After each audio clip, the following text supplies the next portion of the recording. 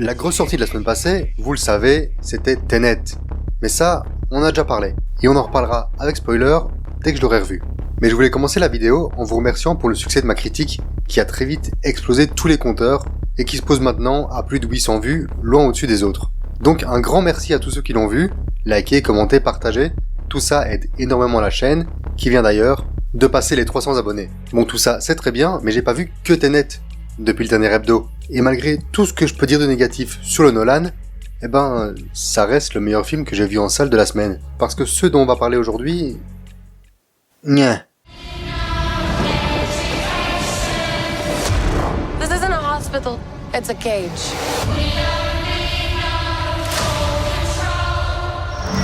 It's important we find out your power so we can help you get better.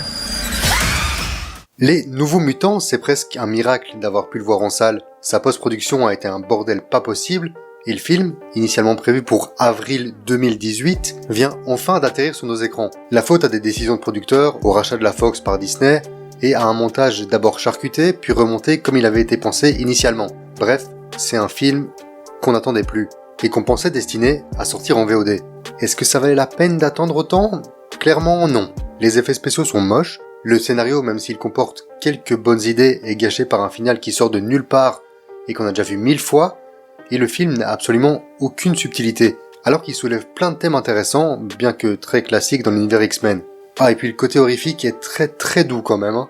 À part les Smiling Men, une sorte de Slenderman avec un masque, les moments de frisson sont rares. Par contre, ce qui m'a fait beaucoup rire, c'est les accents des différents acteurs. En général, c'est pas un truc qui me choque, mais là c'était juste impossible de passer à côté. Entre Anya Taylor-Joy, américano-britannico-argentine, qui joue une russe, Maisie Williams, anglaise, qui joue une écossaise, ou Charlie Eaton, anglais aussi, qui doit jouer un redneck du Kentucky, c'était la foire aux sonorités douteuses et inconsistantes. Mais au moins, c'était drôle. On retiendra que le petit groupe fonctionne plutôt bien ensemble et que le film a au moins le mérite d'être court. J'ai pas passé un mauvais moment, mais ça aurait tout aussi bien pu être le pilote d'une série télé. Ça m'aurait pas choqué. En tout cas, niveau qualité, on en est plus ou moins là. Et d'ailleurs, pendant tout le film, il mate Buffy à la télé. C'était mieux, Buffy. Malheureusement, ce qui suit est pire. You like what you see? Peter, why would someone not want you to be alive anymore? What are you talking about? Quand on voit le casting de Ava, on se dit que ça doit être pas mal. Pour que Jessica Chastain, qui a quand même tourné chez Malik, et dans un film de super-héros pourri, Colin Farrell, qui a quand même tourné chez Malik, et dans un film de super-héros pourri, John Malkovich, qui reste John Malkovich quoi, et Common, non je déconne. Mais pour que les trois premiers se retrouvent ensemble à l'affiche, avec en plus quelques apparitions de Jenna Davis, c'est que ça doit être pas mal. Ou au moins un petit peu quoi, non ? Non. Ava n'est pas bon.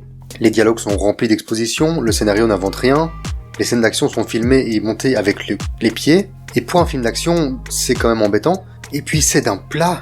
Évidemment, quand le scénario est bâclé et qu'on s'amuse même pas dans les scènes d'action, on finit vite par attendre que ça passe.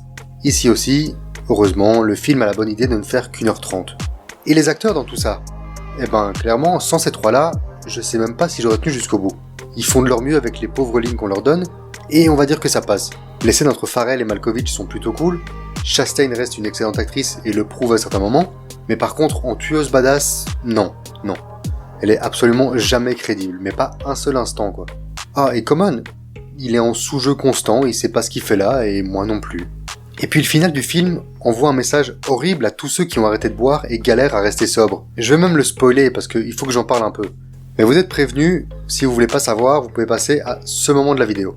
Donc, le personnage principal est sobre depuis 8 ans. On voit qu'elle hésite plusieurs fois à replonger parce qu'il se passe pas mal de merde dans sa vie, mais elle se reprend toujours. Et puis à la fin, avant la scène finale, elle va dans son mini-bar, chope toutes les petites bouteilles et se les enfile. Enfin, je veux dire par là qu'elle les boit, hein. Jusque-là, c'est du développement de personnage, elle a craqué, c'est un film, c'est pas grave. Le souci, c'est que cette scène est orgasmique. On sent le plaisir qu'elle prend à recommencer à boire. C'est pas du tout vécu comme un échec, mais comme un soulagement. Et ça m'a dérangé quand même. Tout ça n'aide pas un film qui, en plus d'être oubliable, transporte un message pas ouf. Donc si vous avez le choix, et vous avez le choix, allez voir autre chose. Tiens, comme Emma par exemple, aussi 3 lettres, ça sort aujourd'hui en France, et c'est tellement mieux. Pour ma recommandation de la semaine, on va parler série. Une que j'ai découvert il y a peu, et dont la 2e saison arrive le 4 septembre. The Boys, disponible sur Prime, c'est une vision réaliste et plutôt pessimiste de ce à quoi ressemblerait réellement un monde avec des super-héros. Je vais pas vous en dire trop pour vous laisser découvrir un maximum par vous-même, mais en tout cas, c'est une série qui prend pas de gants, qui n'a aucune censure. J'entends par là que si on doit voir quelqu'un nu, ou quelqu'un explosé nu, on le verra. C'est fun, c'est drôle, les acteurs sont tous excellents, tous les personnages, qu'on les aime ou pas, sont intéressants et bien écrits, et puis ça fait du bien de voir ce style d'œuvre dans un genre en général hyper aseptisé. J'ai super hâte de voir la saison 2, et j'en parlerai sûrement ici dès que je l'aurai vu. En attendant, si c'est pas encore fait, rattrapez The Boys sur Prime, vous me remercierez après. Et si vous avez une Netflix, jetez aussi un œil cette semaine au nouveau film de Charlie Kaufman, qui est le scénariste, entre autres, d'Eternal Sunshine of the Spotless Mind, ou de Dans la peau de John Malkovich, comme quoi tout se tient, qui s'appelle Je veux juste en finir, ça promet d'être chouette, et qui débarque aussi ce vendredi sur la plateforme. Et celui-là, c'est sûr, on en parle dans l'hebdo la semaine prochaine. Ciao!